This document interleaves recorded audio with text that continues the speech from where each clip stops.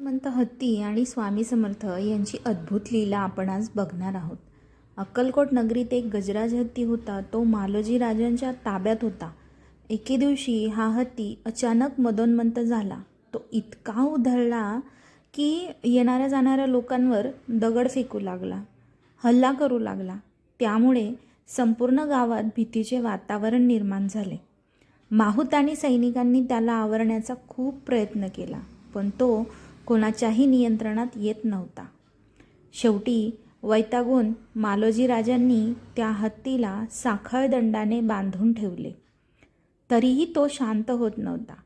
शेवटी राजे स्वामी समर्थ महाराजांच्या दर्शनासाठी गेले आणि विनंती केली, महाराज, हा हत्ती अत्यंत माजला आहे.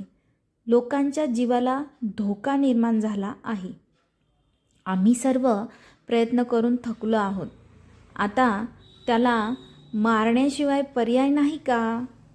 हे ऐकून स्वामी समर्थ शांतपणे उठले आणि त्या हत्तीच्या दिशेने निघाले. वाटेत लोकांनी त्यांना अडवण्याचा प्रयत्न केला. महाराज, त्या मार्गाने जाऊ नका. हत्ती खूप उधळलेला आहे. पण स्वामी कोणाचेही न ऐकता पुढे गेले. स्वामी त्या हत्तीसमोर जाऊन उभे राहिले. त्यांनी कमरेवर हात ठेवले आणि रागाने हत्तीला म्हणाले, अरे मूर्खा, माजलास काय? अहंकार सोड.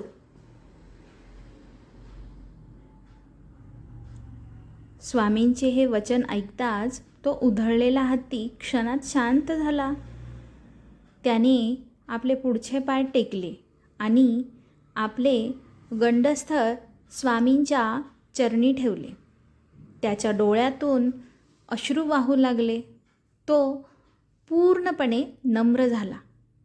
ही लीला पाहून सर्वजण आश्चर्यचकित झाले. ज्याला कोणीही आवरू शकले नाही, तो हत्ती स्वामींच्या एका शब्दाने शांत झाला. शिकवण काय मिळते बघा आपल्याला यातून, की अहंकार कितीही मोठा असला तरी संतांच्या कृपेने तो नष्ट होतो. श्रद्धा आणि विश्वास असेल तर अशक्यही शक्य होते. अशक्यही शक्य करतील स्वामी, हे अगदी खरे आहे. स्वामी म्हणतात, भिवू नकोस, मी तुझ्या पाठीशी आहे.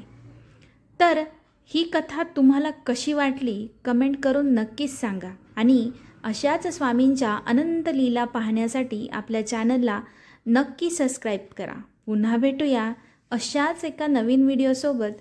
तोपर्यंत सर्वांना श्री स्वामी समर्थ.